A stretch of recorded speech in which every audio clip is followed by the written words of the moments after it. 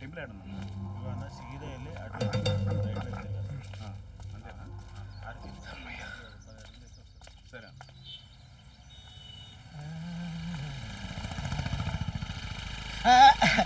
Madam madam madam ఏంటన్నా? నమస్తే.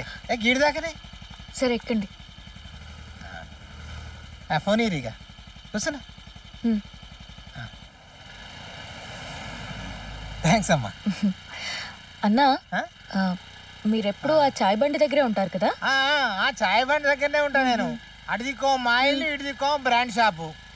చాయ్ బండి ఉన్నాయి కదా, దాని ఎదురుకో గద్దె ఉంటది. ఆనే నేను పొద్దున్న నుంచి సాయంత్రం దాకా వండుకుంటా.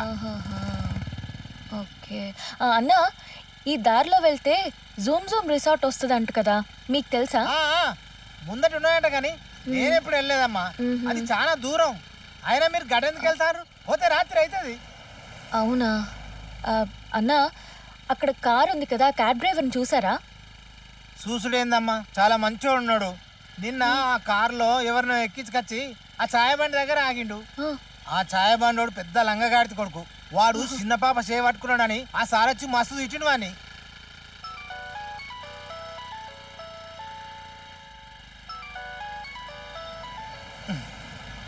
ఎవడెవడో నాకు ఫోన్ చేస్తాడమ్మా.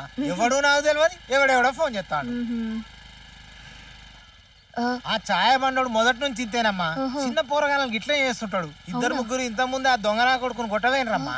తర్వాత ఏమైందో నాకు కూడా ఎరకలే. మనం మాత్రం ఏం చేస్తామన్నా?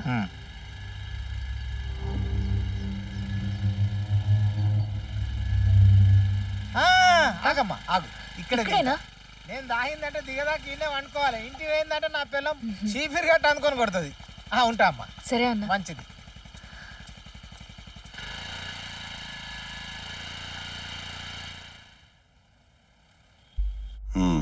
అన్నీ రెడీ చేసుకున్నారుగా?